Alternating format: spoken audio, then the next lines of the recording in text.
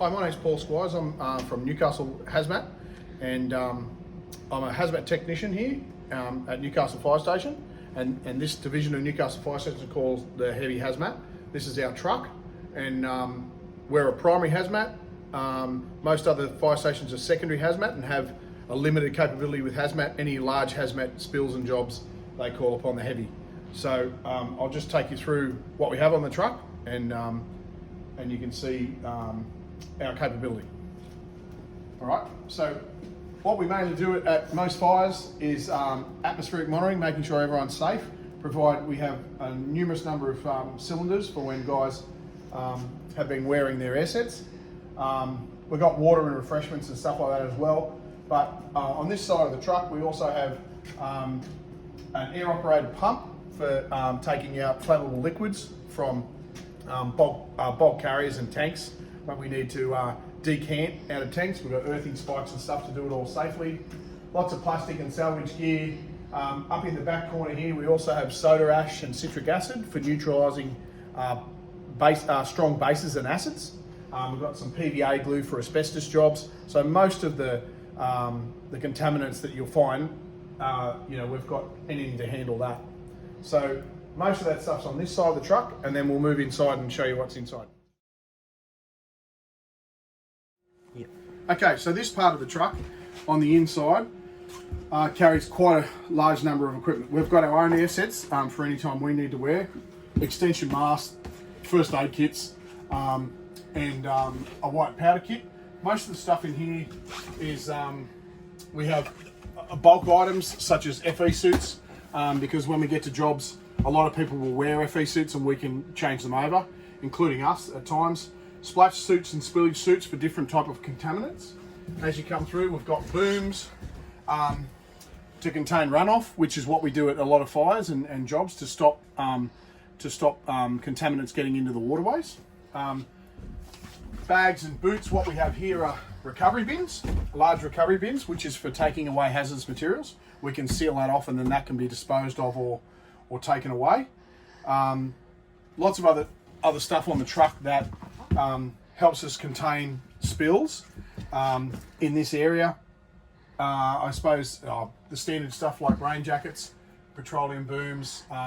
We've got foot baths. A lot of the decontamination, we have decontamination showers and foot baths because when we come out of a job, we have to decontaminate ourselves before we then proceed back into the cold zone, which is the safe zone of any hazmat incident.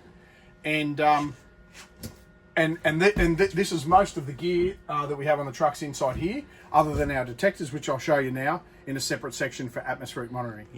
Okay, here we are in the main command center of the Heavy Hazmat. This is an area in which we do, we take our detectors out and we calibrate them and bump them, which is testing them to make them ready for the work at hand. What we have is, when we get to jobs, we have to try to identify and monitor our atmosphere. And sometimes it's a known gas or liquid or solid.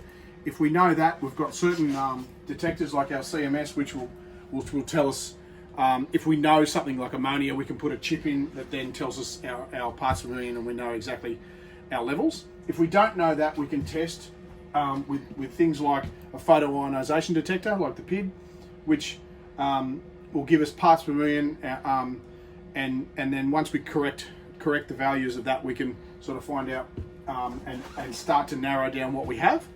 Other detectors, such as this AP4C, runs on a hydrogen flame. It'll tell us whether it's got phosphorus and sulfur, arsenic.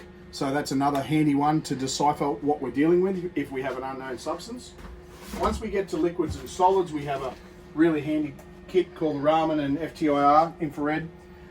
These detectors are able to sample solids and liquids and determine on a fairly extensive database of about 10,000 compounds exactly what we've got. So when we've got liquids and solids, we really rely on this.